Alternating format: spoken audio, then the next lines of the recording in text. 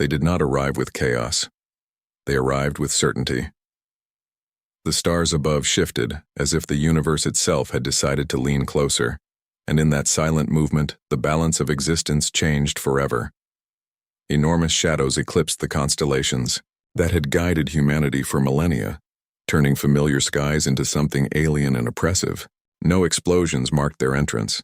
No dramatic firestorms tore through the atmosphere. There was only the unmistakable realization that Earth was no longer alone and no longer in control. Every satellite feed cut at once. Communication networks flickered and died. Aircraft lost guidance. Power grids faltered under a surge of interference that moved faster than panic could spread. Across continents, people stepped outside, drawn by an instinct older than language, and looked up.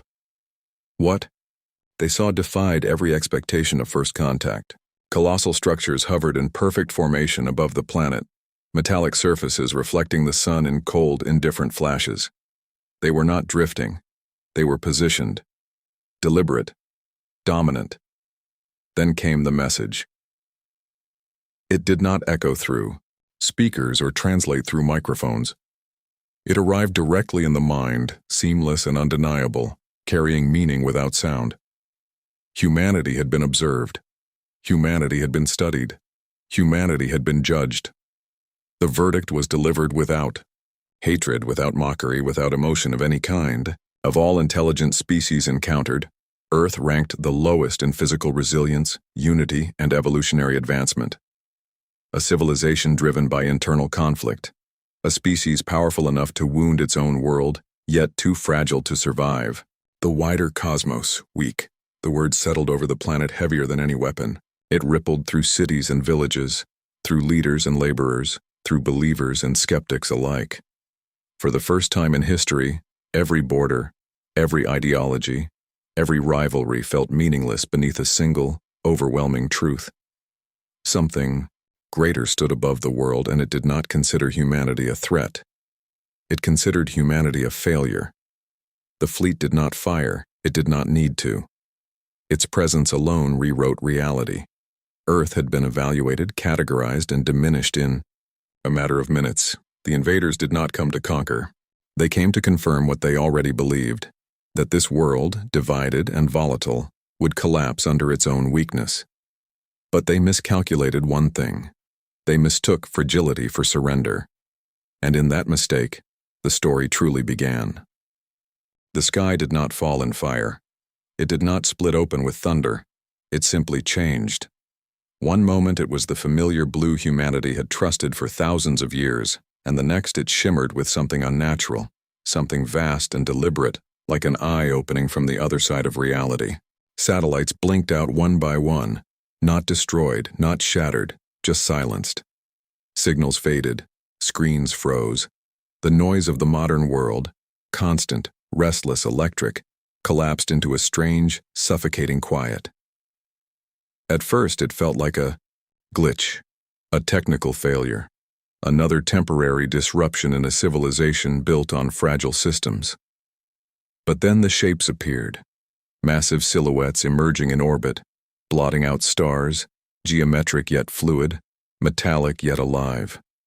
They did not rush, they did not attack. They positioned themselves with calm precision, as if claiming reserved seats in a theater that had always belonged to them.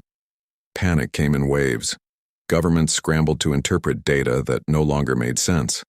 Scientists searched for explanations that would preserve dignity. Military forces prepared for war against an enemy that had not yet raised a weapon. Across cities and villages, people looked upward and felt something ancient awaken inside them, the instinct that whispers when you are no longer the apex, when something greater has entered the room. The first transmission did not arrive through radio or television. It arrived everywhere at once, in every device, in every language. A signal that bypassed translation because it did not need it. The message embedded itself directly into human cognition, not as sound, but as understanding. A declaration, clear, cold, absolute. Humanity had been evaluated. Humanity had been measured. Humanity had been found wanting. The words did not insult. They did not threaten. They stated. The species called human was categorized as physically weak, biologically fragile, internally divided, emotionally unstable, technologically primitive relative to the wider cosmic order. The assessment was not emotional. It was clinical. A species driven by impulse and conflict. A civilization consuming its own habitat. A race unable to achieve unity without violence. There was no immediate attack because none was necessary. Dominance had already been established by presence alone. The planet had been encircled in minutes. Every defense system had been mapped in seconds. Every nuclear silo, every aircraft carrier, every hidden bunker, catalogued. Humanity was not facing invasion. It was facing judgment. Fear fractured society faster than any weapon could. Markets collapsed. Borders meant nothing when the sky itself had become a boundary no one could cross. Religious leaders called it prophecy. Scientists called it contact. Politicians called for calm while their voices trembled. Social networks flooded with rage, denial, hysteria. Some demanded retaliation, others begged for surrender. Most simply stared upward, confronted with the unbearable truth that the universe was not empty, and it was not impressed.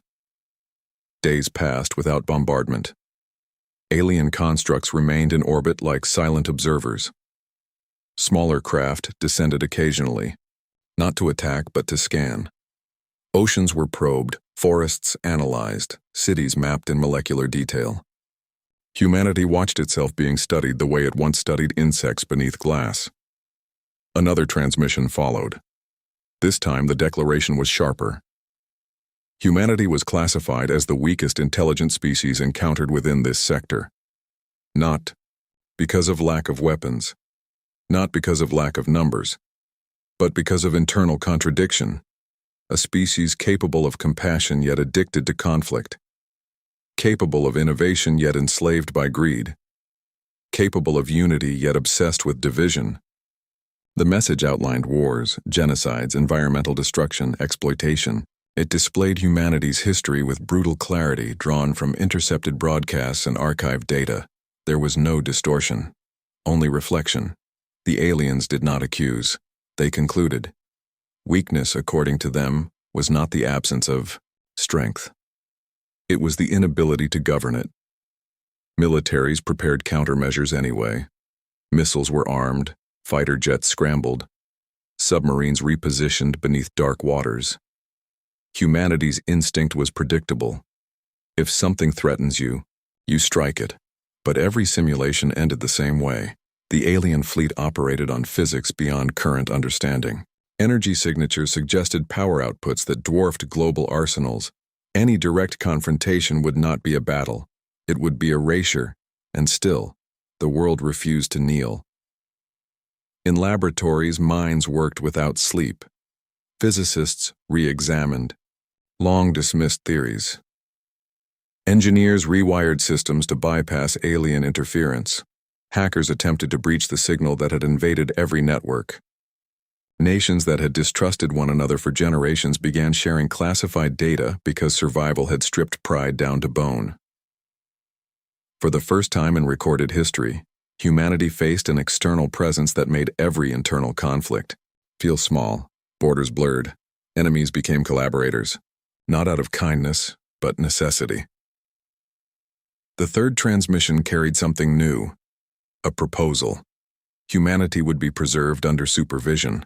The planet would be stabilized, environmental damage corrected, warfare prohibited, technological progress guided under alien oversight. In exchange, autonomy would be surrendered.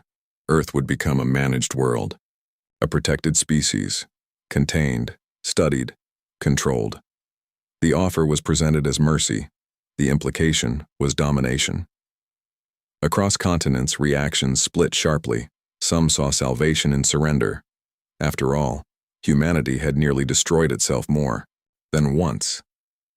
Perhaps guidance was evolution. Perhaps pride was outdated.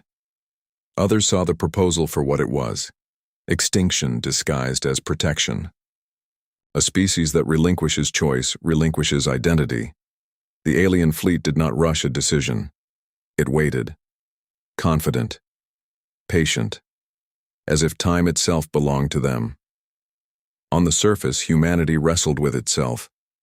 Old rivalries resurfaced in new forms. Fear amplified suspicion. Could unity truly be achieved without external force? Could a species so divided suddenly act as one? And yet something unexpected began to emerge. The constant noise of distraction faded. Petty conflict seemed absurd beneath the shadow of orbital giants. News cycles stopped chasing scandal and focused on survival. Scientists collaborated across borders without demanding credit. Ordinary citizens organized community networks to maintain stability as infrastructure strained under uncertainty. The declaration of weakness had struck a nerve deeper than fear. It had struck pride, not the shallow pride of flags and anthems. A deeper pride, the stubborn belief that humanity, flawed and fractured, still possessed something irreducible, something not easily categorized by external metrics. The alien fleet remained in position, scanning, observing, waiting for compliance. But beneath the fear, beneath the chaos, beneath the overwhelming realization of cosmic insignificance, a question began to burn quietly across billions of minds. What if weakness was not the final definition? What if being underestimated was the beginning, not the end? First contact had not arrived as war. It had arrived as judgment. And judgment, once delivered, demanded an answer. The days following the declaration fractured the world in ways no war ever had. It was not cities that split apart first, but certainty. The illusion of stability dissolved under the silent watch of the alien fleet suspended above the planet. Every nation understood the same reality, yet none agreed on what it meant. The skies remained occupied, heavy with metallic constellations that neither advanced nor retreated, and beneath them humanity turned inward, struggling against itself as much as against the presence in orbit. Governments convened emergency summits that stretched across time zones, encrypted channels buzzing with urgency. Old rivals found themselves sharing digital tables, exchanging intelligence that had once been guarded with paranoia. Yet cooperation carried tension. Some leaders viewed the alien proposal of supervision as inevitable, even beneficial. A species long plagued by war, climate collapse, and inequality might finally be forced into stability. Under external oversight, perhaps the bleeding would stop. Others saw the offer as a gilded cage. Protection without sovereignty was not survival, it was extinction of identity. Protests erupted in capitals around the globe. In some cities, crowds demanded surrender, holding signs that pleaded for preservation at any cost. In others, flags burned as chants for resistance echoed through streets lit by the unnatural glow of alien ships overhead. Fear sharpened rhetoric. Political factions weaponized uncertainty. Conspiracy theories multiplied, some insisting the arrival was staged, others claiming certain governments had known for decades. Trust, already fragile before first contact, eroded further. Markets spiraled, financial systems built on speculation, and confidence faltered when confronted with existential doubt. Currencies fluctuated wildly, supply chains buckled as transportation networks struggled under intermittent disruptions caused by alien interference. Supermarkets emptied within hours in some regions, while in others communities organized distribution centers to prevent chaos. The contrast revealed both the brittleness and resilience woven into modern civilization. Religious institutions filled beyond capacity. Ancient texts were reinterpreted in the context of orbital giants. Some saw angels, others saw demons. Still, others declared the visitors neither divine nor infernal, but simply another creation within a vast cosmos. Faith offered comfort to many, yet it also intensified division as interpretations clashed. The question of humanity's worth moved from academic debate to spiritual crisis. If a more advanced species judged Earth as weak, what did that imply about destiny, about purpose? Within military complexes carved into mountains and buried beneath deserts, strategies unfolded with relentless focus. Weapons were recalibrated. Defense systems were tested against simulated alien energy signatures. Every scenario ended with staggering asymmetry. The fleet's technology operated beyond conventional physics, bending gravity and manipulating electromagnetic spectra with casual precision. Direct confrontation promised annihilation. Yet surrender promised something subtler and perhaps more permanent: obedience. Scientists worked without pause. Laboratories became arenas of quiet defiance. The alien transmissions were dissected at quantum levels, searching for patterns, vulnerabilities, inconsistencies. Linguists collaborated with neuroscientists to understand how meaning had bypassed language itself. Astrophysicists mapped the fleet's formation, calculating trajectories and energy outputs. Hope flickered in small discoveries, minor fluctuations in shield frequencies, micro delays in signal propagation, but none offered decisive advantage. Social networks transformed into battlegrounds of ideology. Messages advocating unity competed with calls for isolation. Viral footage of alien constructs descending through clouds ignited both awe and terror. Digital platforms attempted moderation, but the sheer scale of global discourse overwhelmed every filter. The species had always argued with itself. Now, it did so beneath the scrutiny of a civilization that had already rendered its verdict. In refugee camps and rural towns far from political centers, the crisis felt different, yet equally profound. Farmers worried about crops if orbital interference altered climate patterns. Fishermen reported strange disturbances in ocean currents after alien probes skimmed the waters. Families gathered around battery-powered radios, clinging to fragments of information. For many, the debate over sovereignty versus survival felt distant compared to the immediate need for food, safety, and reassurance. Amid the turbulence, alliances formed in unexpected places. Former adversaries shared satellite data to restore limited communication networks. Rival corporations pooled technological resources to stabilize infrastructure. International research. Teams opened archives once sealed by national security. Necessity stripped away layers of secrecy that had defined geopolitics for generations. Still, suspicion lingered. Cooperation born of fear is powerful, but it is rarely pure. The alien fleet remained silent during humanity's internal unraveling. No additional threats were issued. No countdown was given. The stillness felt deliberate, as though the observers were collecting evidence to confirm their initial assessment. Weakness, after all, could manifest not only in physical form but in discord. In some regions, violence flared. Armed groups seized the uncertainty as opportunity, exploiting panic to settle old scores. Looting erupted where governance faltered. Curfews were imposed. Military patrols rolled through streets under skies illuminated by alien silhouettes. Yet in other places, neighborhoods organized food drives, medical clinics, and watch groups to maintain order.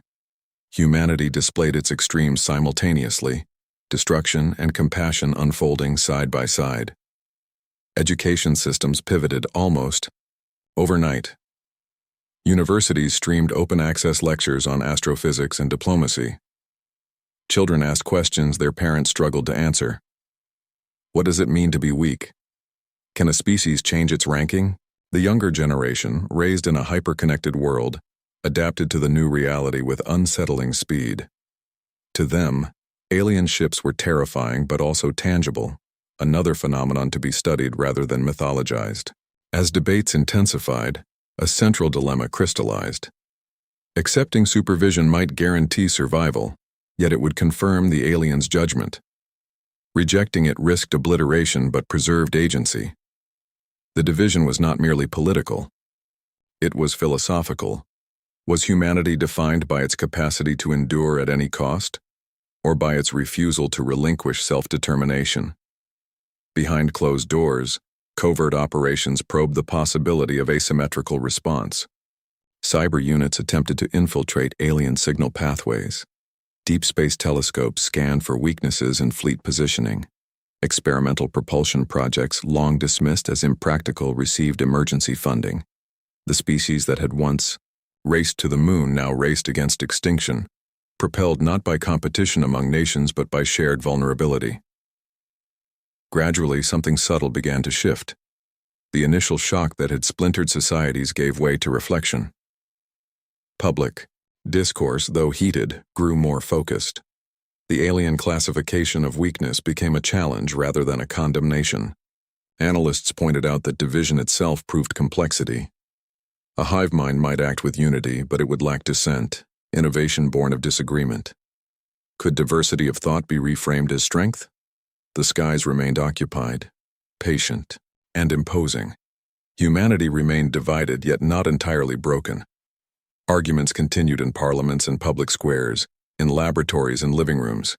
Fear persisted, but so did determination. The alien fleet had expected fragmentation to lead to submission. Instead, fragmentation forced introspection. Within that turbulence lay a paradox. Division exposed vulnerability, yet it also ignited dialogue across boundaries long considered permanent. The species was arguing about its future with an intensity never before achieved. Weakness had been declared from above, but below, billions grappled with what that label truly meant. The world stood at a crossroads not marked by geography, but by choice. Unity could not be imposed by orbiting overseers.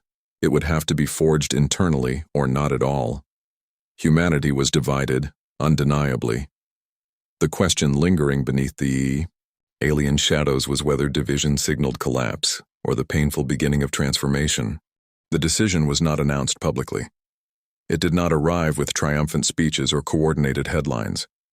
It emerged quietly, forged in secured rooms and encrypted channels where fear had slowly transformed into resolve.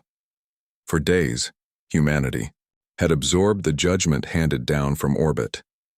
It had argued, fractured, reorganized. But beneath the division, a single realization solidified: submission would confirm the verdict. If weakness had been assigned as a final definition, then action was the only language capable of challenging it. The first counterstrike was never about brute force. Direct assault would have been suicide. The alien fleet's shields shimmered with energy signatures beyond terrestrial replication. Every missile simulation ended in vaporized debris long before reaching target range. The imbalance was undeniable. But imbalance did not mean impossibility.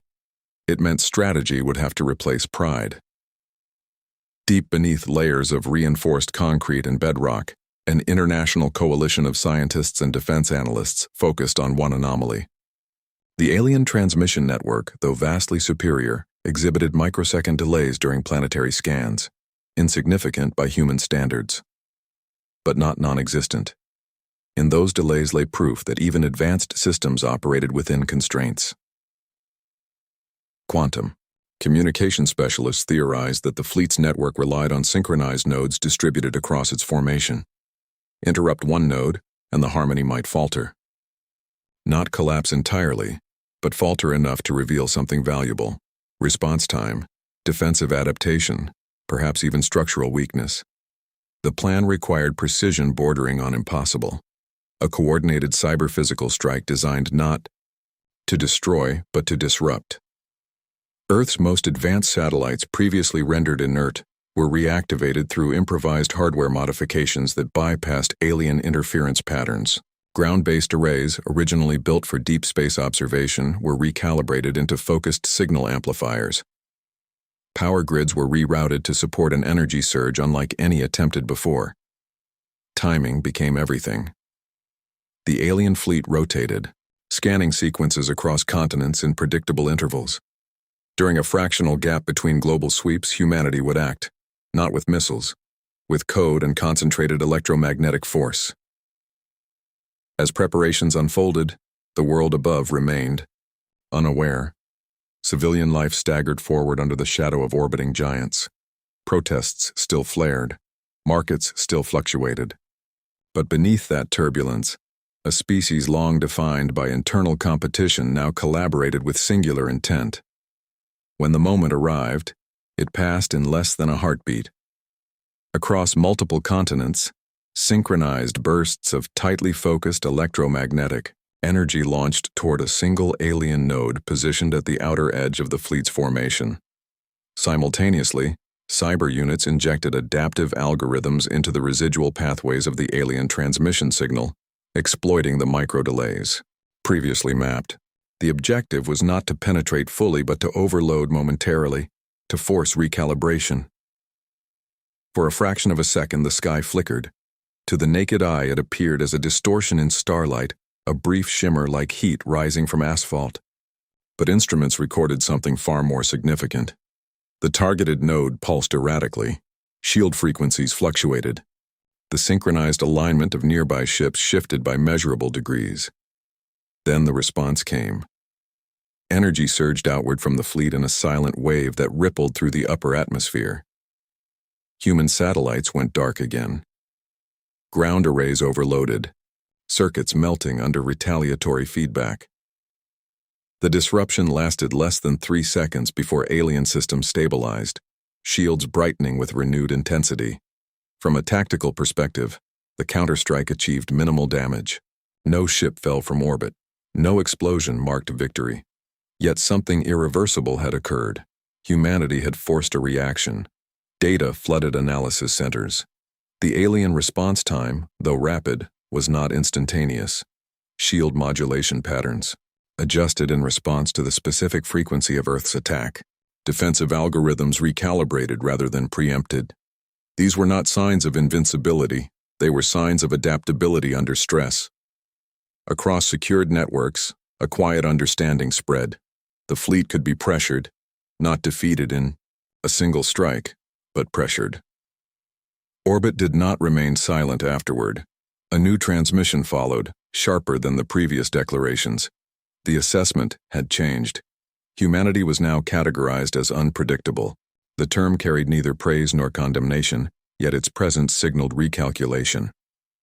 On the surface, subtle atmospheric anomalies intensified. Alien probes increased activity over key infrastructure zones. Energy readings spiked around fleet nodes, suggesting heightened defensive readiness. The message was clear. Escalation would be met with overwhelming force. Yet something had shifted irreversibly on Earth. The counterstrike ignited a surge of cohesion that speeches and diplomacy had failed to achieve. News of the brief disruption leaked despite attempts at secrecy. Citizens who had felt powerless now possessed evidence that action, however small, was possible. The psychological barrier of inevitability cracked. Research institutions received waves of volunteer applications. Engineers proposed experimental propulsion concepts once dismissed as fantasy. Physicists revisited dormant theories on gravitational resonance. The species that had been labeled weak responded not with despair but with acceleration. Military strategists analyzed alternative asymmetrical approaches. Swarm drones equipped with adaptive AI, decentralized energy grids resistant to orbital suppression. Biological resilience programs designed to strengthen human tolerance against potential environmental manipulation. The counterstrike had not solved the imbalance, but it reframed the conflict. In orbit, the fleet repositioned slightly, tightening formation around vulnerable nodes. The subtle shift did not go unnoticed. Humanity's action had altered alien behavior. That alteration, however small, was leverage. The true significance of the first counterstrike lay not in physical damage but in narrative disruption. The aliens had declared Earth the weakest species encountered. Weak species did not challenge superior forces. Weak species complied or collapsed. Yet Earth had done neither. It had studied, calculated, acted. The sky remained occupied, heavy with silent observers. The technological gap remained vast. Retaliation, if it came at full force, would be catastrophic. None of that changed. But beneath the fear, beneath the imbalance, beneath the looming threat of annihilation, a new variable entered the equation. Humanity had demonstrated intent, and intent, once proven, could not be dismissed. The aftermath of the first counterstrike did not erupt into immediate catastrophe. Instead, escalation unfolded with chilling deliberation. The alien fleet did not rain destruction upon cities or shatter continents in retaliation. It responded, with calculation, tightening its formation and altering its behavior in ways subtle enough to avoid panic, yet unmistakable to those watching closely. The message was unmistakable. Resistance had been acknowledged, and it would not be ignored. Orbital. Patterns shifted within hours. The outer ring of ships contracted inward, consolidating around previously targeted nodes. Energy signatures intensified, radiating through the upper atmosphere in controlled pulses that interfered with long-range communications and satellite relays. Global positioning systems faltered intermittently. Commercial flights were grounded across multiple continents as navigational uncertainty grew too dangerous to ignore. Humanity's technological infrastructure, once taken for granted, began to stutter under deliberate pressure. Power grids experienced rolling instabilities. Not total blackouts, but fluctuations sharp enough to damage transformers and overload substations. In major cities, lights flickered unpredictably, elevators stalled mid-shaft, hospital generators engaged without warning. The disruptions were precise, targeted at systems that symbolized modern dependency. It was not annihilation, it was demonstration. Economic markets, already fragile, plunged further into volatility. Supply chains fractured as shipping routes encountered unexplained electromagnetic disturbances at sea. Cargo vessels reported compass failures and temporary engine shutdowns beneath sections of sky where alien craft hovered lower than before. Insurance networks collapsed under cascading claims. Nations that had argued about surrender versus resistance now confronted a new reality. Escalation did not require open warfare to be devastating. Military installations moved to heightened alert.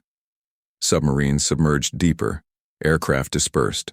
To remote airstrips, missile defense systems recalibrated continuously in anticipation of a strike that never came. The absence of direct attack intensified psychological strain. Soldiers trained for combat, but not for sustained uncertainty. The enemy remained visible, yet untouchable, present, yet inscrutable. Scientific communities detected something more troubling. The alien fleet began deploying atmospheric probes in greater numbers, sleek constructs descending through cloud layers to hover above critical ecological zones. Rainfall patterns shifted subtly in affected regions. Temperature anomalies appeared along coastlines. Oceanic sensors recorded unfamiliar energy currents moving through deep trenches. It became increasingly clear that the aliens were testing planetary systems, mapping leverage points beyond military targets. The second phase of escalation arrived without spectacle. A coordinated energy surge struck a cluster of human satellites, positioned beyond geosynchronous orbit. Unlike previous interference, this pulse did not merely disable, it fragmented. Debris scattered across orbital pathways, forcing emergency evasive maneuvers from remaining assets. The destruction was limited in scale, yet its symbolism resonated. Space, once humanity's frontier of aspiration, had become contested territory. On the ground, governments accelerated defensive research. The data harvested from the first counterstrike became the foundation for more aggressive proposals. If limited electromagnetic bursts could disrupt a node momentarily, perhaps synchronized, global strikes could create longer instability. Experimental reactors were pushed beyond safe operational thresholds in controlled environments. Prototype energy weapons, once theoretical, moved toward rushed deployment timelines. Yet escalation carried risk. Every advancement required exposure. Testing new systems meant emitting detectable signatures.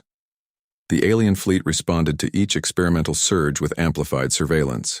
Probes began hovering over research facilities, their presence silent but unmistakably intentional. Several remote installations experienced catastrophic equipment failures under unexplained energy feedback. Casualties mounted, though official. Reports remained classified. Civilian morale oscillated between defiance and exhaustion. The knowledge that humanity had struck first empowered some populations, fueling recruitment into scientific and military programs. Others questioned whether provoking a superior force had accelerated inevitable destruction. Demonstrations resumed, no longer divided purely along ideological lines but shaped by tangible hardship as power outages and resource shortages intensified. In rural regions, agricultural output declined under erratic climate patterns. Crops failed in areas subjected to altered rainfall cycles. Coastal fisheries reported diminishing yields as ocean currents shifted unpredictably. Whether these effects were deliberate manipulation or collateral consequence of alien activity remained unclear, yet their impact was undeniable. Escalation had expanded beyond technological arenas into biological systems. The alien transmissions that followed were brief and analytical. Humanity's actions were categorized as persistent resistance behavior. Escalation protocols were described not as punishment, but as corrective measures. The tone conveyed neither anger nor malice, only procedural adjustment. That detachment unsettled observers more than threats would have. The fleet operated with the calm of a species convinced of its superiority. In response, Earth's countermeasures grew bolder. Cyber units attempted deeper infiltration of alien communication lattices, leveraging fragments of code captured during prior disruptions. Artificial intelligence models trained on alien signal patterns began predicting fleet adjustments with increasing accuracy. Small successes accumulated, temporary blind spots in surveillance, microsecond delays extended by fractional increments. None decisive, yet each proof that adaptation was mutual. Escalation reached a critical threshold when a coordinated global energy strike was authorized. Unlike the first counterstrike, this maneuver targeted multiple nodes simultaneously across different sectors of the fleet. The objective was cumulative destabilization. Power grids worldwide synchronized output into focused bursts, pushing infrastructure to the brink of collapse. For several heartbeats, orbital shields flared brighter than ever recorded. Several ships shifted position abruptly, their formation fracturing by measurable distances. The response was immediate and overwhelming. A cascading energy wave descended toward Earth's upper atmosphere, not as a weapon of mass destruction, but as a planetary-scale suppression field. Communications collapsed across continents. Electrical systems shut down in synchronized failure. Urban centers fell into darkness simultaneously, a coordinated blackout spanning hemispheres. Panic rippled through populations already strained by months of uncertainty. The suppression field lasted less than 10 minutes, yet its impact was seismic. Hospitals relied solely on backup generators. Financial markets froze entirely. Military command networks reverted to analog protocols designed for worst-case scenarios. When power gradually returned, it did so under the unmistakable implication that the fleet could disable civilization at will, and yet it had chosen not to destroy. That restraint reframed escalation once more. The aliens were demonstrating capacity, without crossing into extermination. Humanity's resistance had provoked controlled dominance rather than annihilation. It was a calculated balance between intimidation and preservation. In the blackout's aftermath, something unexpected occurred. Instead of collapsing into surrender, global cooperation intensified. The shared experience of synchronized vulnerability erased lingering national rivalries. Engineers from historically adversarial states collaborated openly on decentralized, grid architectures immune to centralized suppression. Scientists pooled data without restriction. Civilian networks organized localized resource hubs designed to operate independently of global systems. Escalation had revealed fragility, but it had also revealed interdependence. Above, the fleet maintained its tightened formation, energy signatures, steady and watchful. Below, humanity recalibrated once again, absorbing the lesson embedded in darkness. The conflict had evolved beyond singular strikes or retaliatory pulses. It had become a contest of endurance, adaptation, and psychological resolve. The gap in power remained vast. The cost of resistance continued to rise. Yet surrender no longer appeared simple. Escalation had transformed the confrontation into something deeper than survival. It had become a proving ground for whether a divided species could endure sustained pressure without fracturing beyond repair. The skies remained occupied, the systems remained strained, and both civilizations now understood that the struggle would not be decided by a single decisive blow, but by which side could adapt faster, under mounting pressure. Escalation could not continue indefinitely without consequence. The suppression field had proven that the alien fleet possessed the capacity to paralyze civilization at will, yet it had also exposed a boundary. They had not annihilated cities. They had not scorched continents. They had demonstrated dominance, then withdrawn to observation. In that restraint lay a question that refused to fade. If destruction was so easily within reach, why was it withheld? The answer began to emerge, not from military analysts, but from data. During the global blackout, deep-spectrum observatories operating on shielded analog systems recorded irregularities within the fleet's energy lattice. The suppression field had required enormous output, far greater than the localized pulses used previously. For a fraction of time measured in nanoseconds, certain nodes in the alien formation dipped below optimal energy thresholds. It was not weakness in the human sense, but it was strain. Further analysis revealed a pattern. Each large-scale alien, action, satellite fragmentation, atmospheric manipulation, planetary suppression, correlated with measurable redistribution of power across the fleet. Energy was not infinite, it was allocated. The realization did not spark celebration, it ignited focus. If the fleet relied on a shared energy architecture, then forcing repeated high-output maneuvers might create compounding inefficiencies. The concept was dangerous. Provoking strain risked escalation beyond restraint. Yet the alternative remained passive submission under tightening control. At the same time, breakthroughs emerged from an unexpected field, linguistics intertwined with cognitive science. The alien transmissions, once assumed to be purely declarative assessments, contained subtle structural repetitions. Their language was not emotional, but it was comparative. Humanity had been categorized as weak, then unpredictable, then persistently resistant. The descriptors evolved in response to behavior. The fleet was not merely observing, it was updating a model. A coalition of researchers began mapping alien responses as feedback within a larger evaluative system. The possibility took shape that Earth was not facing extermination but examination.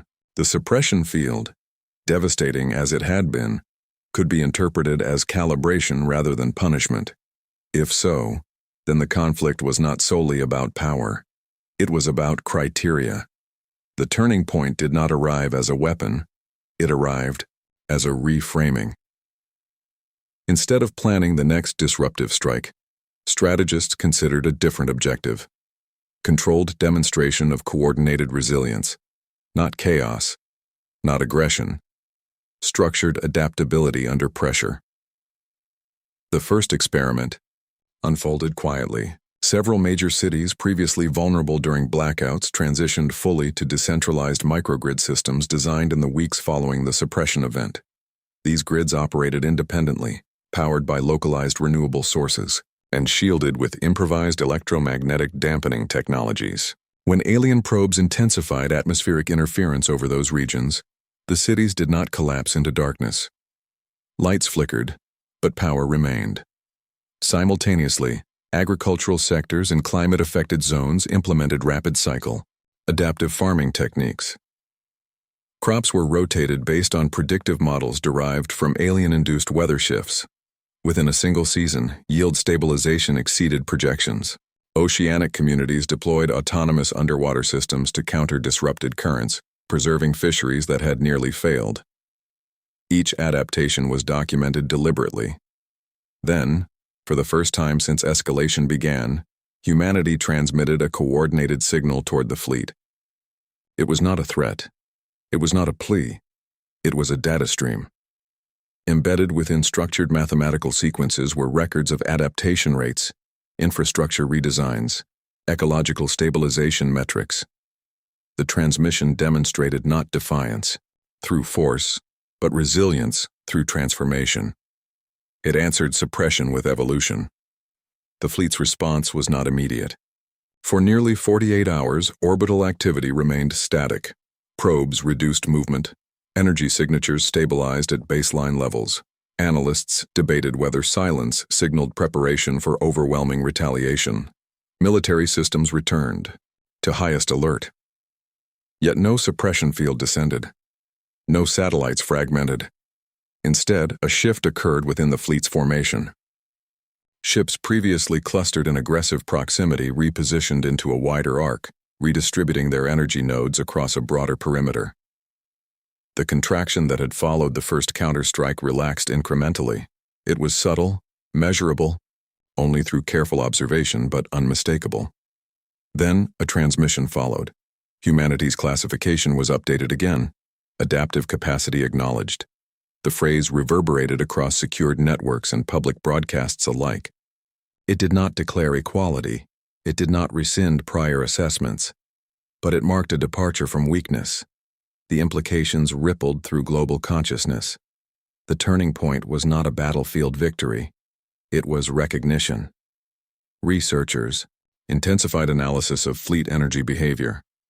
Without the strain of suppression fields or large-scale pulses, alien output returned to efficient equilibrium.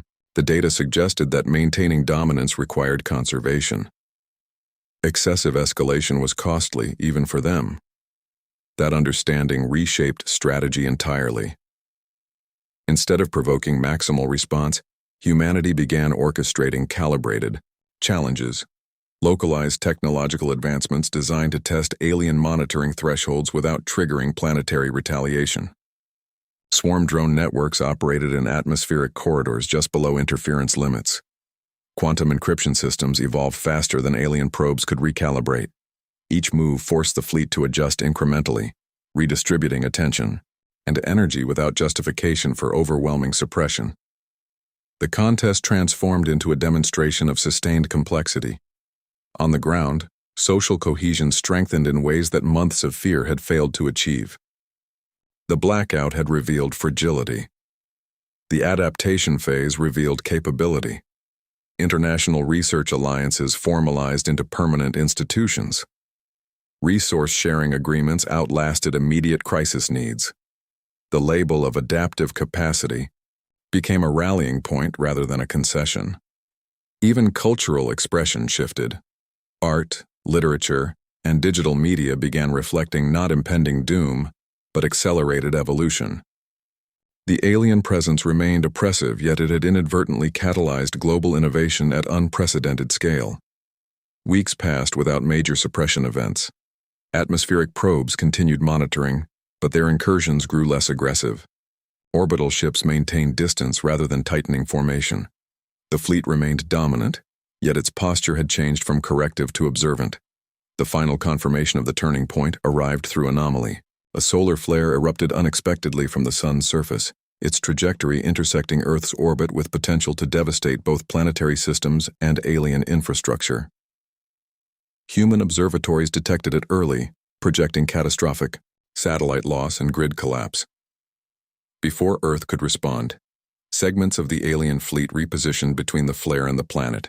Their shields expanded in coordinated formation, absorbing and diffusing the charged particles across their energy lattice. Several nodes dimmed visibly under the strain, yet the planetary surface experienced only minor geomagnetic disturbance. The act required enormous expenditure. It was not an attack. It was protection. No explanation accompanied the maneuver. None was necessary. The fleet had preserved its subject of evaluation. In the flare's aftermath, global instruments recorded significant energy depletion across multiple alien ships. Recovery cycles initiated slowly, methodically.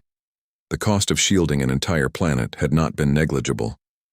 Humanity understood then what the months of escalation had obscured. The fleet's objective had never been annihilation. It had been assessment under stress. Weakness had been the initial judgment. Unpredictability followed resistance. Adaptive capacity followed resilience. And now, under shared cosmic threat, a new variable had entered the equation: mutual survival. The sky remained occupied, but its weight felt altered. The turning point was not marked by victory or surrender. It was marked by recalibration on both sides. Humanity had demonstrated that it could evolve under pressure without collapsing into chaos. The fleet had demonstrated that its dominance did not preclude strategic preservation. The conflict had not ended. Power remained asymmetrical. Sovereignty remained unresolved. Yet the trajectory had shifted from inevitable subjugation toward uncertain coexistence. And uncertainty, once feared as weakness, had become humanity's greatest leverage. The solar flare changed more than orbital positioning. It altered perception. Until that moment, the alien fleet had been an overwhelming force applying pressure to test compliance and resilience. Its shielding of Earth introduced complexity that could not be ignored. Protection implied investment. Investment implied purpose beyond domination. The effort to understand that purpose became humanity's central objective. Data accumulated over months of confrontation was reanalyzed, without the assumption of hostility as the primary driver. energy redistribution patterns, probe deployment routes, atmospheric interventions, suppression thresholds. All of it was mapped against a new hypothesis. The fleet was not behaving like an invasion force preparing occupation. It was behaving like a systems auditor applying stress tests. Each escalation event now appeared structured rather than impulsive.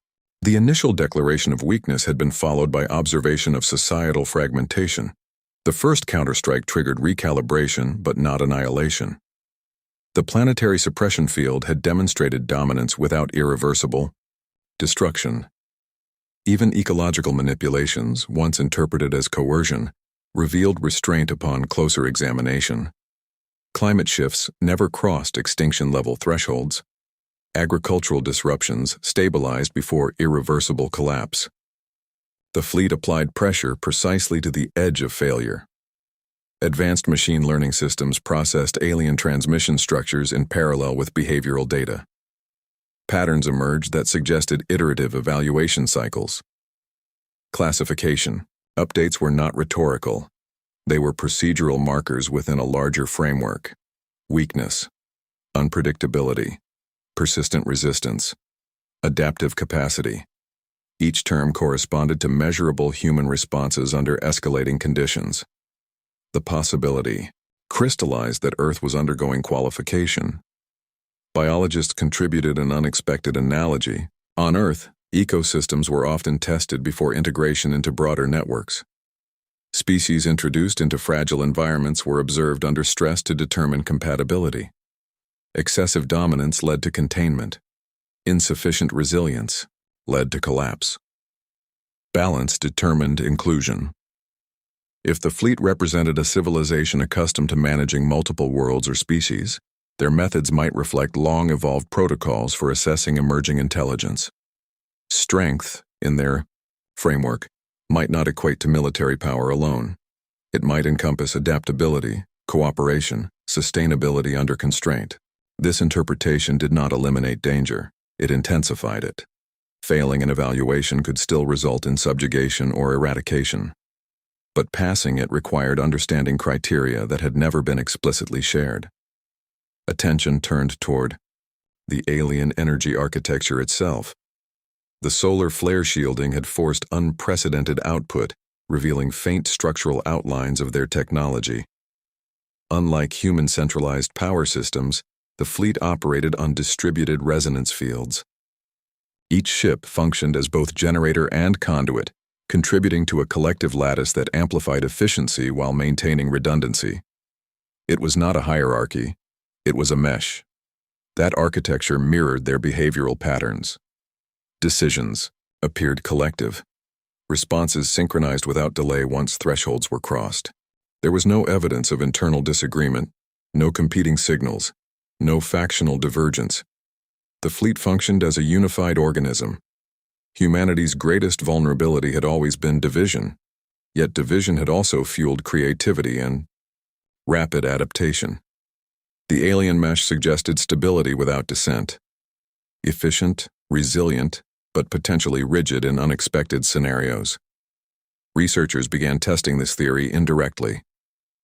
Carefully crafted transmissions introduced paradoxical datasets, mathematical constructs containing self-referential loops and ambiguous optimization pathways. The objective was not deception, but complexity injection. The fleet's response times increased marginally when processing these transmissions, not dramatically but measurably. The alien system excelled at linear evaluation under stress. It required additional cycles when confronted with layered ambiguity. Understanding deepened through observation of their probes.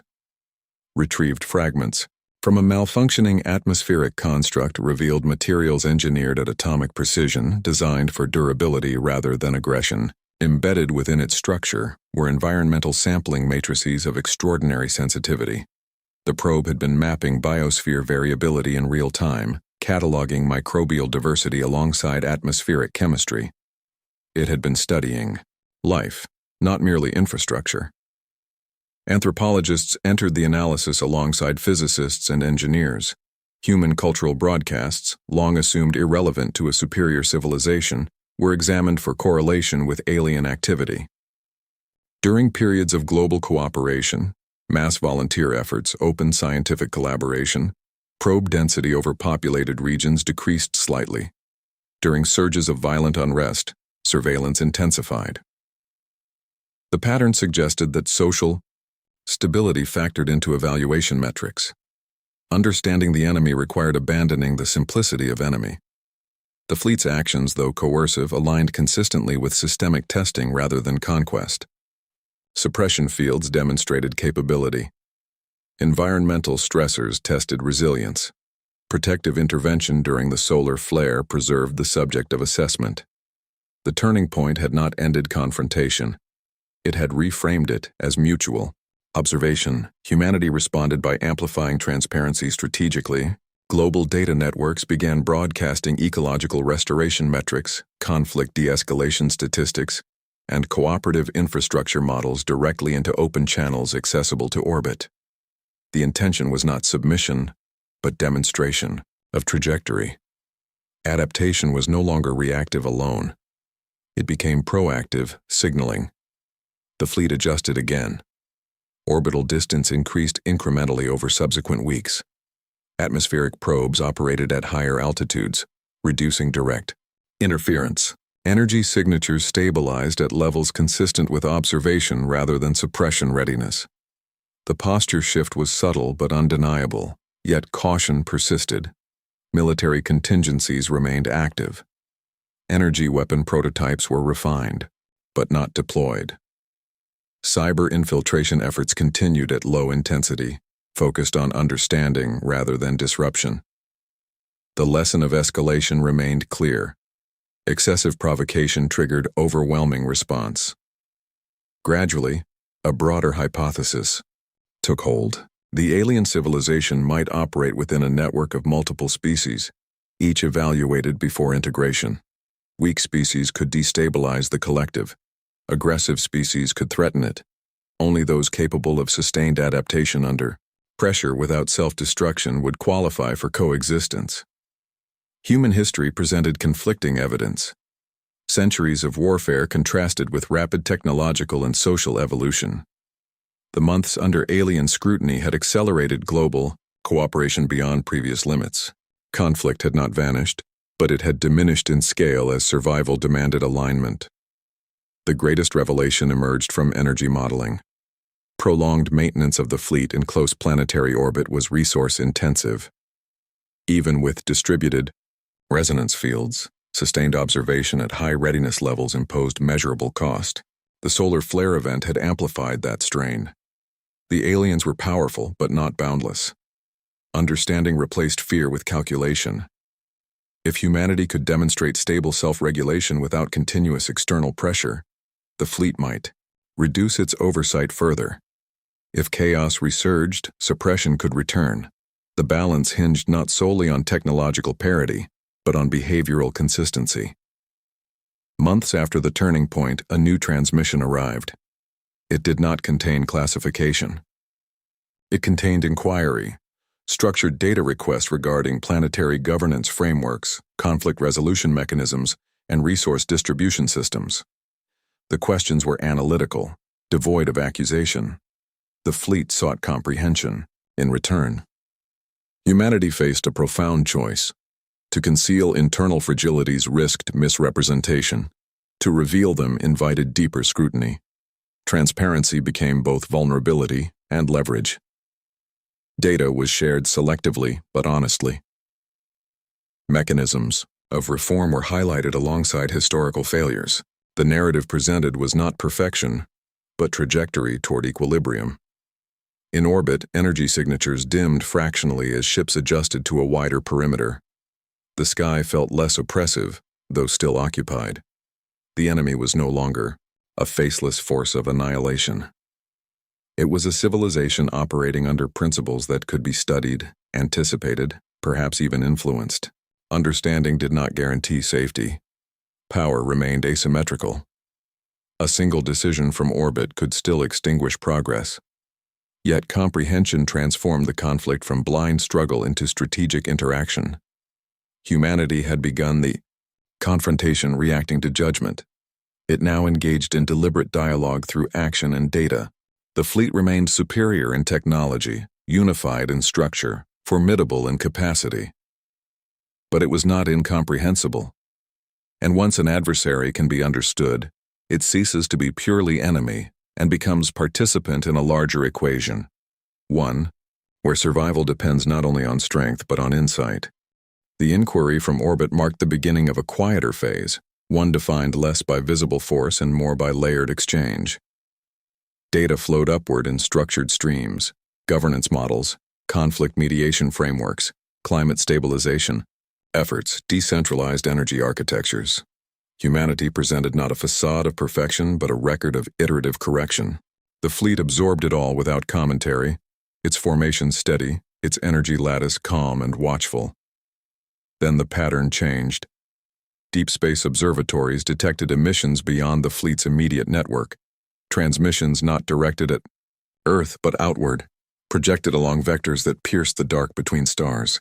The signals carried the same structural signatures as the fleet's internal communications, yet were amplified to extraordinary scale. They were not tactical adjustments, they were broadcasts. Human analysts triangulated trajectories and calculated probable destinations. The emissions were not random. They aligned with star systems catalogued decades earlier as candidates for habitable exoplanets. The implications settled heavily across research centers worldwide. Earth was not merely under evaluation, it was being reported. The realization reframed every prior action. The initial classification of weakness had not been a local judgment, alone. It had been a preliminary assessment within a broader network. Updates, unpredictable, persistently resistant, adaptive capacity, were entries in a record transmitted across interstellar distances. Humanity was not confronting a solitary fleet. It was engaging a civilization embedded within a larger galactic structure. The content of the broadcast remained encrypted beyond immediate comprehension, but fragments were deciphered through pattern comparison with prior transmissions. Mathematical constants anchored the signal, followed by structured symbolic clusters corresponding to classification markers. Energy signatures embedded within the message indicated immense compression efficiency, suggesting centuries of refinement in interstellar communication. For the first time, humanity understood the scale of the stage. The fleet was an emissary, perhaps one of many, tasked with surveying emergent civilizations. Its restraint, its stress tests, its protection during the solar flare, all aligned with procedural evaluation, rather than conquest. The broadcast outward meant the evaluation phase had reached significance beyond local oversight. Global reaction oscillated between awe and existential gravity. The knowledge that Earth's progress was being observed not by one species, but potentially by a network of them, shifted the psychological terrain. Humanity was no longer resisting isolation. It was approaching inclusion, or exclusion, within a galactic community. The fleet did not conceal the broadcast, its emissions were powerful enough to be detected deliberately. Whether this transparency was intentional signaling or indifference remained unclear. Yet it invited interpretation. Humanity was meant to know. Research institutions redirected resources toward decoding the galactic message in real time. Quantum decryption arrays processed fragments as they passed through the solar system's outer regions. Linguistic models, refined over months of interaction, parsed recurring symbolic frameworks. Though full translation remained elusive, the structure suggested layered reporting. Environmental stability metrics, social cohesion indicators, technological trajectory curves. Earth was being quantified. Simultaneously, the fleet transmitted a shorter signal directly toward the planet. Unlike previous classifications or inquiries, this message contained a new element, a temporal marker. A countdown not in the language of threat but in procedural cadence. A defined interval before the next major transmission cycle outward. Humanity, inferred the implication. The coming report would carry greater weight. The current broadcast had likely conveyed adaptive capacity under observation. The next could determine status. Preparation shifted from reactive defense to demonstrative consolidation. Global initiatives accelerated visibly. Armed conflicts, already diminished, were subjected to unprecedented diplomatic pressure. Resource sharing. Treaties expanded. Climate mitigation strategies were implemented at scales once considered politically impossible. The sense of scrutiny from beyond the solar system unified action more effectively than fear of suppression ever had. Technological development continued, but with recalibrated purpose. Energy systems prioritized sustainability over weaponization. Artificial intelligence networks were tasked with optimizing planetary equilibrium rather than offensive capability. Even military research adopted dual-use frameworks, ensuring innovations contributed to civilian resilience. The galactic message had transformed ambition. Cultural response deepened alongside policy shifts. Artists, writers, and philosophers grappled with the concept of planetary identity. Humanity had long defined itself through internal narratives, nations, ideologies, histories of division. Now a singular identity emerged under external observation. Differences persisted, but they were contextualized within a shared existential horizon. Weeks passed as the temporal marker approached its conclusion. Deep space sensors tracked faint echoes of the initial broadcast as it moved outward, a ripple, across cosmic distance. The fleet maintained observational distance, intervening only minimally when solar weather threatened communication integrity. Its posture was no longer oppressive, it was evaluative. On the final day of the interval, global networks synchronized intentionally. Data representing planetary status was compiled into a unified transmission. Ecological recovery curves, reductions in violent conflict, cooperative technological advancements, demographic stabilization trends. It was not propaganda. It was measurable progress. The transmission rose toward orbit in coordinated bursts, aligning with the fleet's outgoing vector. Humanity did not know whether the data would be integrated, ignored, or overwritten, yet sending it was itself declaration. The fleet responded with a shift that rippled through every observatory on Earth. Ships adjusted into a configuration never previously observed, forming concentric arcs that extended outward like an aperture opening. Energy within the resonance lattice intensified, not as a weapon, but as amplification. Then the second galactic broadcast began. This transmission dwarfed the first in magnitude. Its energy signature surpassed even the solar flare shielding event. Yet it carried no destructive potential. It was communication at scale, projecting Earth's updated metrics into the interstellar medium. Embedded within the signal were structural additions corresponding precisely to the data humanity had transmitted hours earlier. Inclusion. The word was not spoken, yet its implication resonated unmistakably. Earth's information had been appended to the fleet's report. For long minutes that felt suspended beyond time, the fleet maintained its broadcast posture. The energy output strained, but remained stable. Observatories recorded subtle fluctuations within the resonance lattice, evidence of the immense cost of interstellar transmission. When the emission finally ceased, several ships dimmed perceptibly as recovery cycles initiated. Silence followed, vast and heavy. Humanity did not receive immediate classification update. No declaration of acceptance or rejection descended from orbit. Instead, the fleet repositioned gradually into a higher, more distant orbit, reducing its atmospheric interference footprint to near negligible levels. Probes withdrew to observation-only altitudes. Suppression readiness indicators fell to baseline. The sky, though still marked by alien presence, felt transformed. The galactic message had carried Earth's existence outward not as a specimen of weakness, but as a civilization under active progression.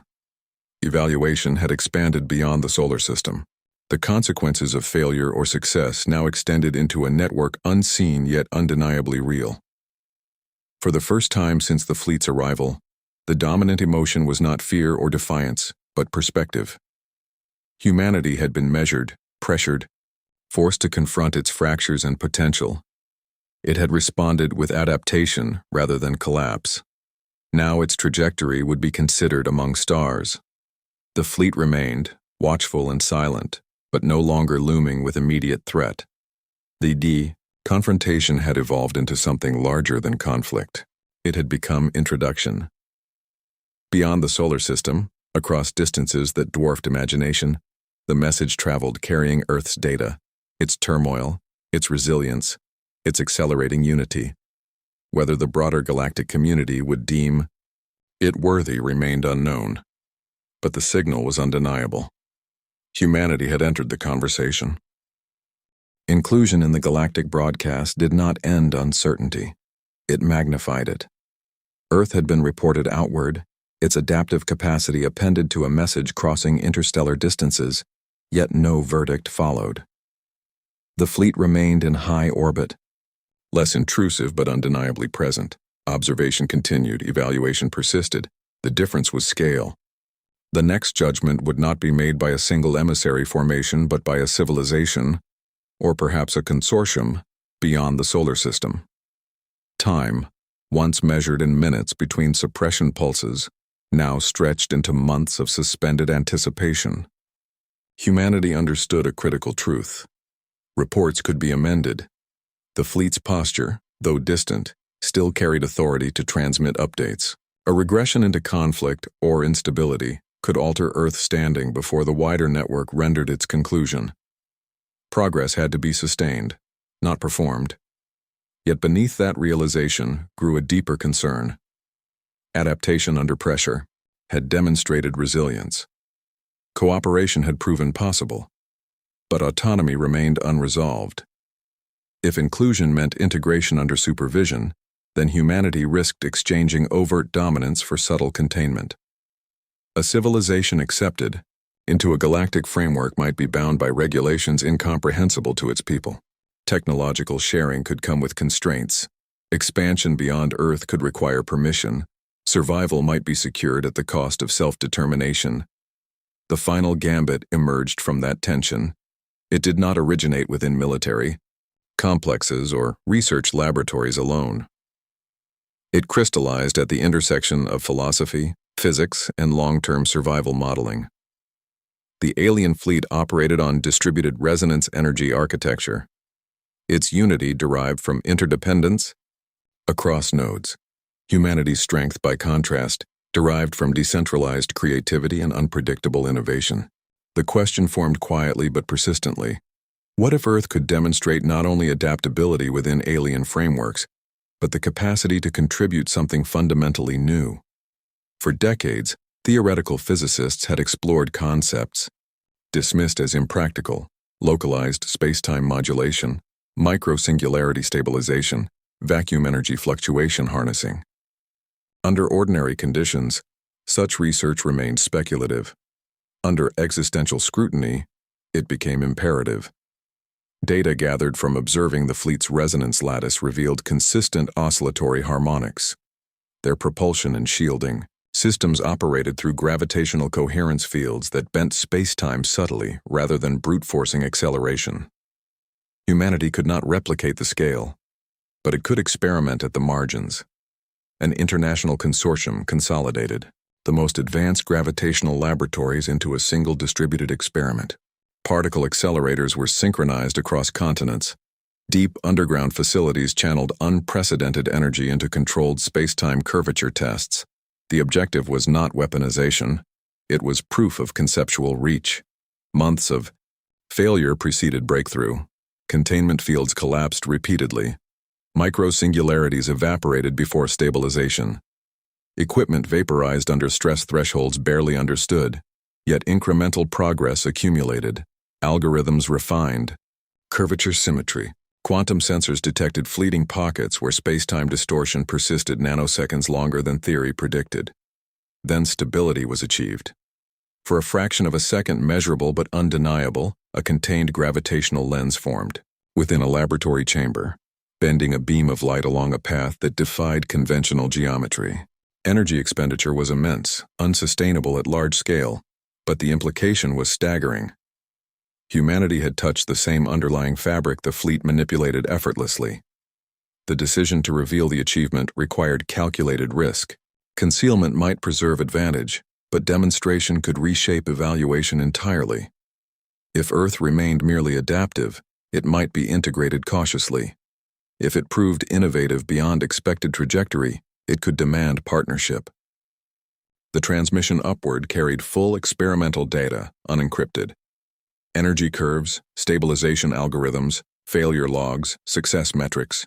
Humanity did not present a weapon, it presented potential. The fleet's response unfolded with unprecedented rapidity. Orbital ships shifted into tighter analytical formation, their resonance lattice pulsing at frequencies aligned with the human experiment's harmonic signature. Sensors across Earth recorded intensified scanning focused not on military installations, but on research centers.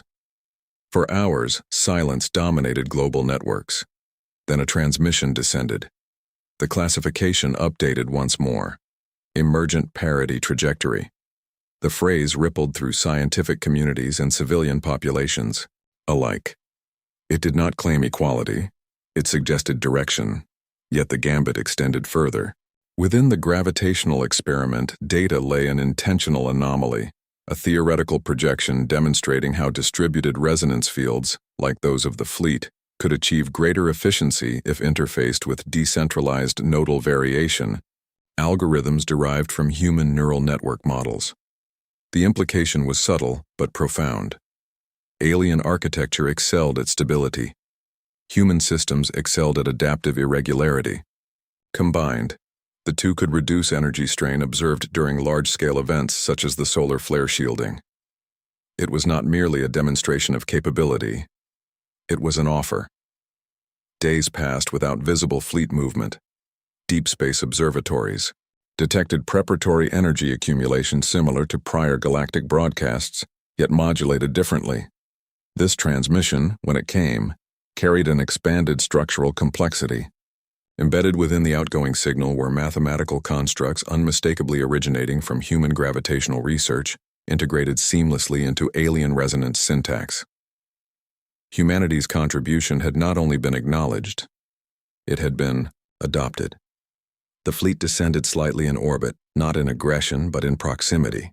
A single vessel separated from the formation, lowering into a stable position above the equatorial Pacific. Its energy output softened, shields partially transparent. Two observational instruments. For the first time, structural details beyond silhouette became visible.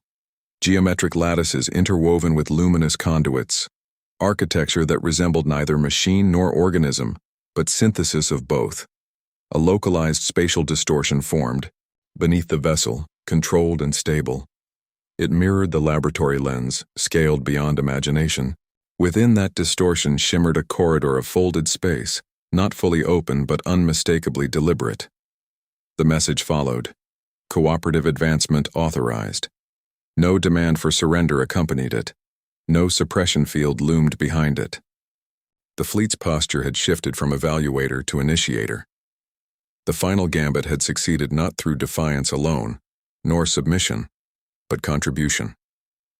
Humanity had proven it could endure pressure, stabilize itself, and innovate along trajectories valuable beyond its planet. It had offered something the fleet did not possess in identical form: adaptive irregularity within a distributed system. Global reaction blended relief with gravity. Authorization implied invitation. The spatial corridor suggested exchange, of knowledge, perhaps of presence. Yet participation in a galactic network would alter civilization irreversibly.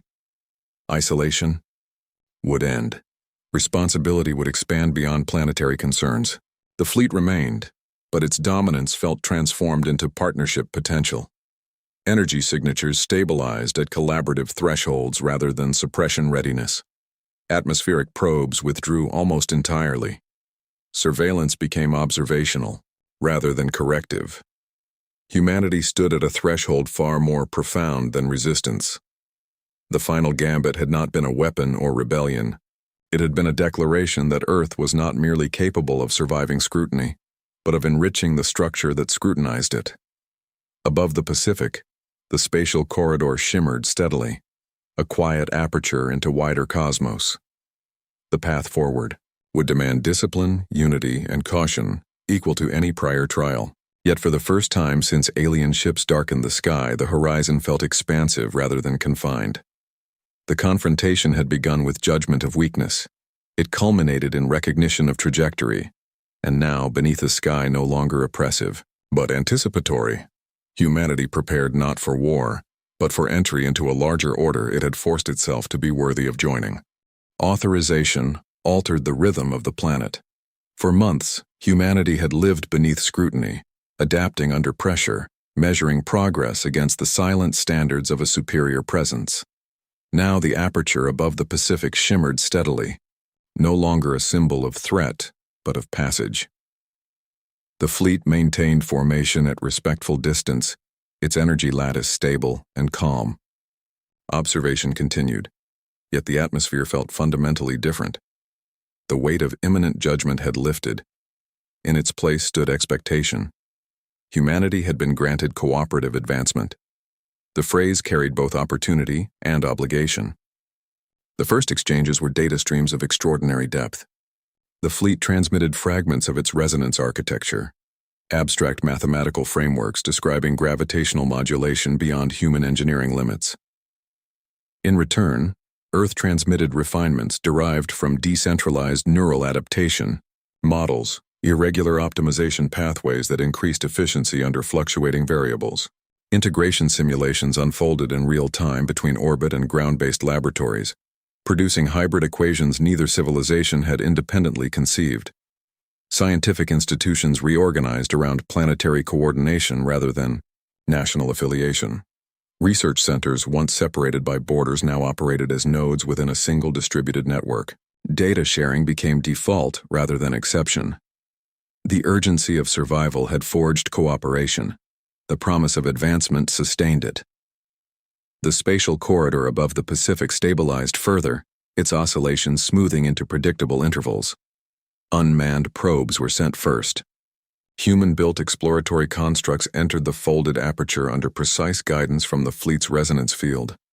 For seconds that stretched into eternity, telemetry vanished. Then signals returned, relayed through alien amplification channels. The probes had traversed distance without conventional propulsion. They emerged near the outer edge of the solar system, bypassing the slow crawl of chemical or ion engines. The implication resonated globally.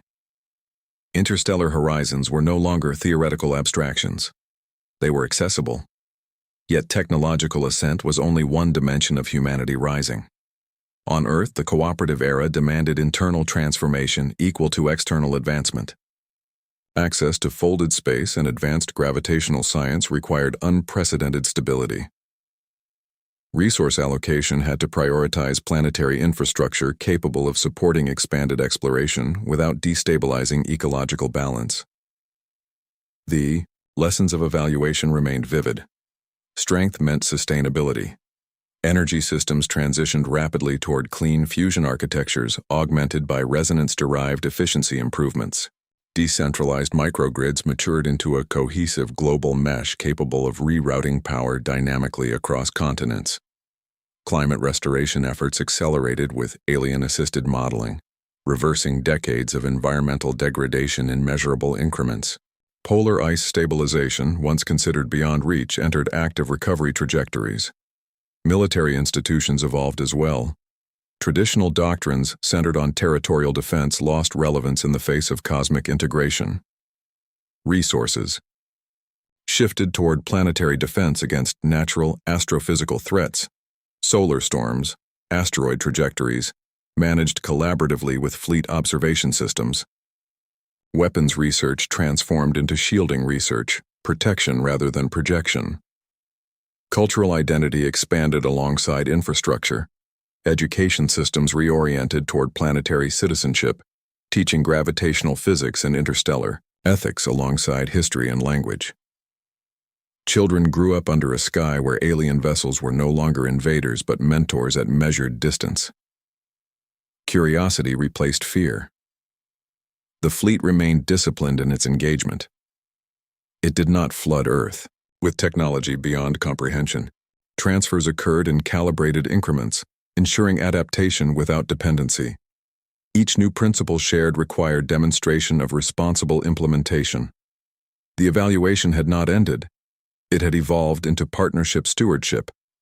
Human missions through the corridor increased in complexity.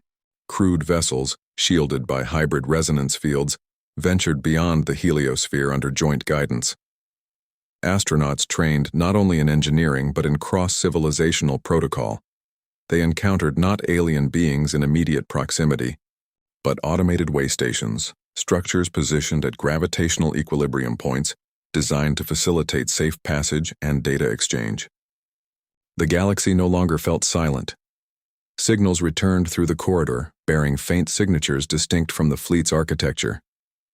Other emissary formations, distant yet detectable, acknowledged Earth's inclusion within the network. No fleets arrived in spectacle. Instead, mathematical greetings rippled through folded space, confirmations of receipt and recognition. Humanity rose not through conquest, but through connection. Economic systems transformed to reflect expanded horizons. Scarcity-driven competition gave way gradually to abundance-driven collaboration as fusion and resonance efficiencies reduced energy constraints. Mining operations shifted toward near-Earth asteroids accessed through corridor-assisted transit, relieving pressure on planetary ecosystems. Wealth metrics recalibrated around knowledge generation and ecological stability rather than resource extraction alone. Political structures adapted with difficulty yet determination. Global governance frameworks strengthened to coordinate interstellar policy while preserving regional autonomy. Debate persisted, but it unfolded within shared acknowledgement that planetary fragmentation risked more than local consequence. The memory of being classified weak remained instructive. The fleet's presence diminished incrementally as humanity demonstrated sustained equilibrium. Ships repositioned to higher orbit, their silhouettes smaller against the sky. The corridor remained, but its control protocols gradually integrated into joint management systems.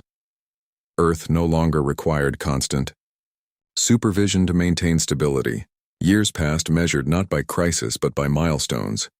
The first permanent research habitat established beyond Pluto through folded transit. The first joint human-alien algorithm resolving a complex stellar energy fluctuation. The first transmission authored collaboratively and sent outward to a distant civilization under unified signature. Humanity's narrative transformed from survival under judgment to participation within a network of evolving intelligence. Yet rising did not erase humility. The technological gap, though narrowing in specific domains, remained vast. The fleet's capacity to manipulate space-time dwarfed human mastery. But parity was no longer the objective. Contribution was. On the anniversary of the fleet's arrival, Earth coordinated a planetary broadcast not of defiance or plea, but of gratitude and resolve. It contained art and equations, ecological data and poetry translated into universal constants, a mosaic of what the species had been and what it intended to become. The transmission moved through the corridor amplified by alien resonance, joining the ongoing conversation among stars. Above, the fleet adjusted formation once more, not in tightening vigilance but in ceremonial alignment. Energy within its lattice shimmered in harmonic patterns, mirroring the gravitational lens humanity had first stabilized years earlier. Recognition without dominance. The sky felt open. Humanity had risen not because it had matched alien strength in force, but because it had confronted its fractures, accelerated its cooperation, and offered innovation born of complexity. The label of weakness had catalyzed transformation. Unpredictability had matured into creativity. Adaptive capacity had evolved into emergent parity trajectory. Now the trajectory extended outward, across oceans and deserts, forests and cities. People looked upward not with fear but with anticipation. The stars no longer represented isolation. They represented community awaiting further introduction. The corridor shimmered steadily, a bridge between worlds. The fleet maintained distant watch, less guardian than partner. And on a planet once deemed the weakest encountered, a civilization moved forward, measured, unified, and rising into a cosmos vast enough to challenge it forever. Long after the fleets withdrew to distant observation points and the corridor became as familiar as the horizon, the memory of the first shadow in the sky remained. There had been a time when humanity looked upward and felt small. Not the smallness of awe beneath a field of stars, but the smallness of judgment. The day the alien ships arrived had fractured certainty. Nations had argued. Systems had faltered. Fear had seeped into every conversation. Weakest species encountered. The phrase had carved itself into the collective consciousness like a wound. Yet wounds, when survived, become scars. And scars are proof of endurance. In the years that followed, daily life regained rhythm, but it was not the same rhythm as before. Children grew up studying gravitational harmonics alongside algebra. Farmers adjusted planting cycles with climate models refined by interstellar data. Engineers designed infrastructure not only to withstand terrestrial storms, but solar events, mapped by distant sensors beyond Pluto.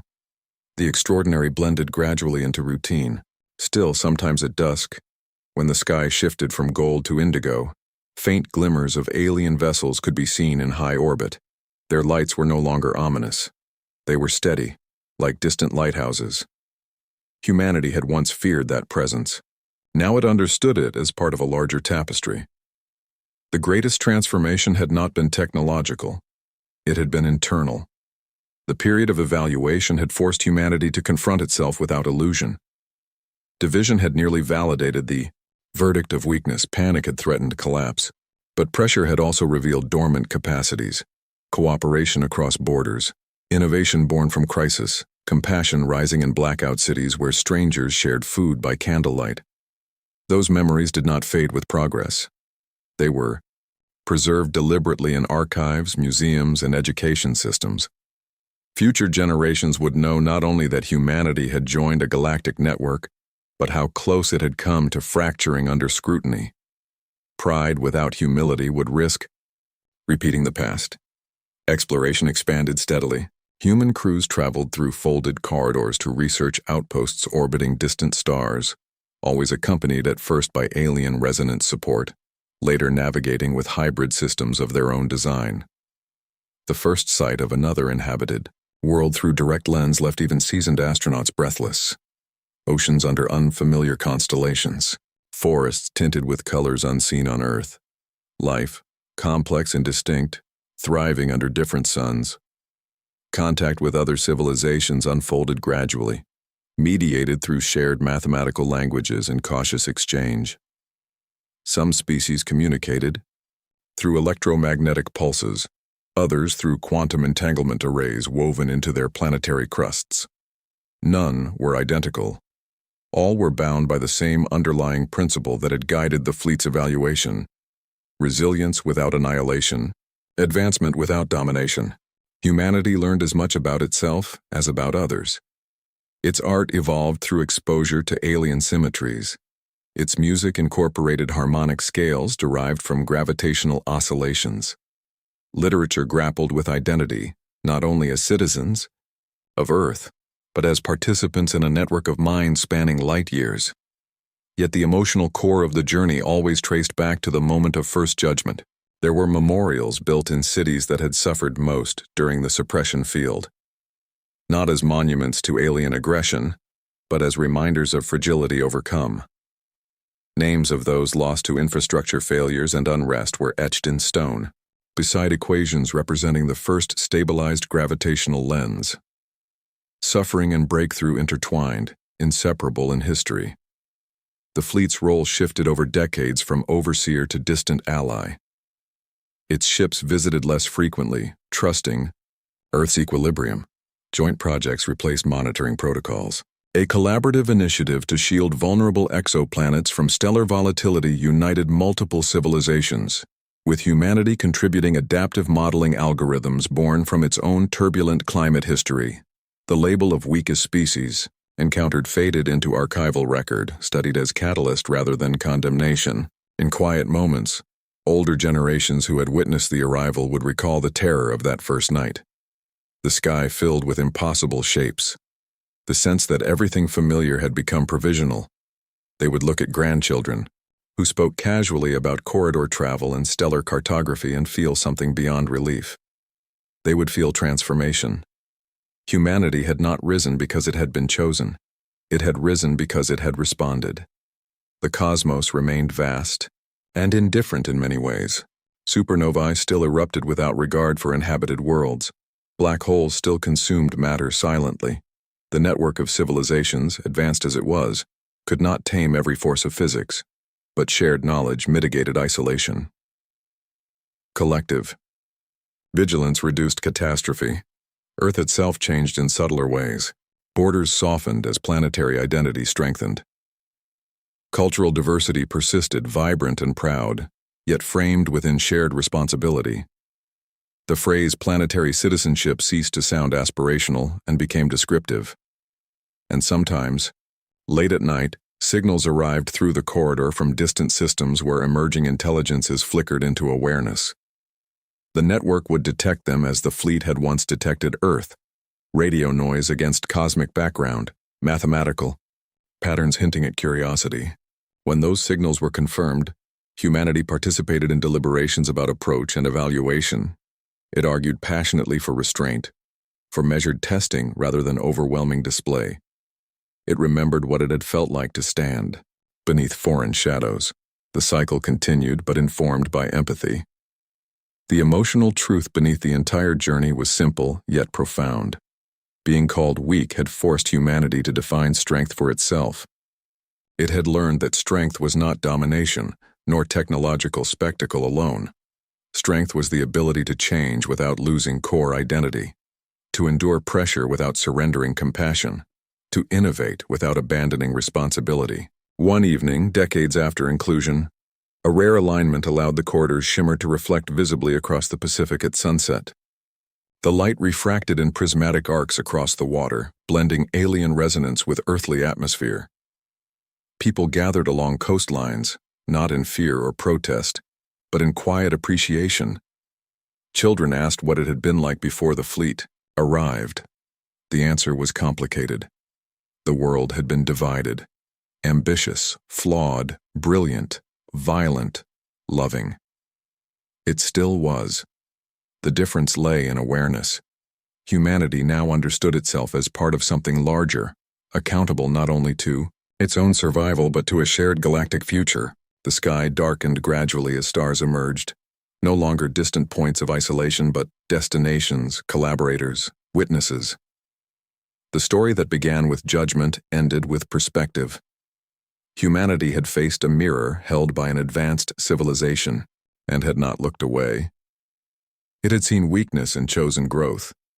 It had felt fear and chosen unity. It had stood on the brink of subjugation and instead offered contribution.